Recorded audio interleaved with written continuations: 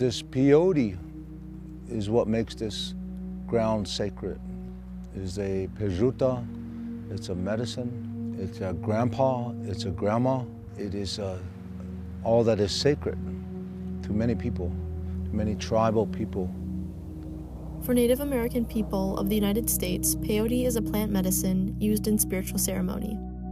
It's a plant, exactly. But the belief behind it is that Creator put the Holy Spirit within the medicine. And that Holy Spirit is what helps us mentally, spiritually, physically. It's all about intention. Starting from the harvest, you present yourself as to why you're going to move it from its home in the land and take it to your people. As they use it in a ceremony, they continue to pray with it all along the way, thinking that it's a living and live entity. They would use it to commune with the universe and align with the elements in the universe.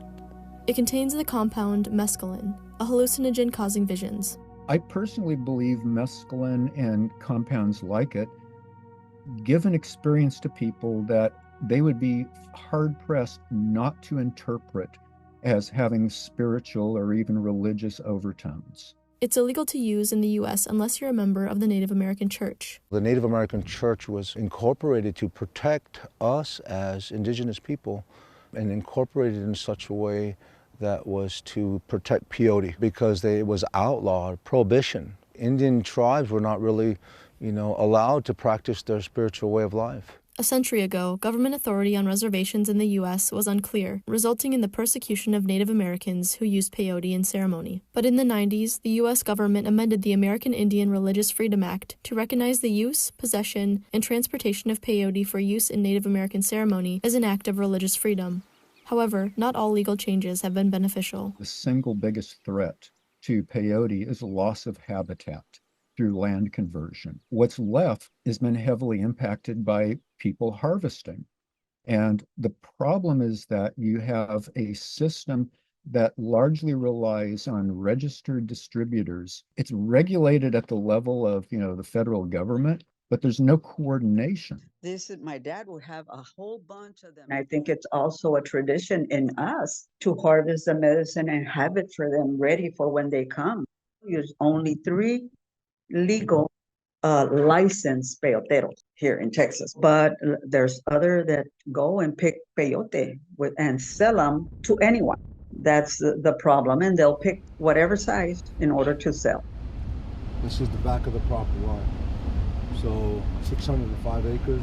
One effort to protect peyote is the Indigenous Peyote Conservation Initiative, started by Iron Rope and other Native American leaders, with the help from a philanthropic grant. This is a plot of land in the Peyote Gardens in South Texas where they educate on conservation practices and forge relationships with ranchers who own much of the land to provide free access to tribal members to harvest mature peyote.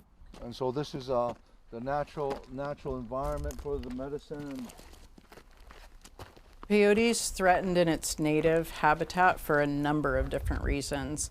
From a conservation perspective, we want to get to the place where in the next 40, 50 years, this place is really abundant with this medicine again. Most all of us heard that take care of this medicine and it'll take care of you.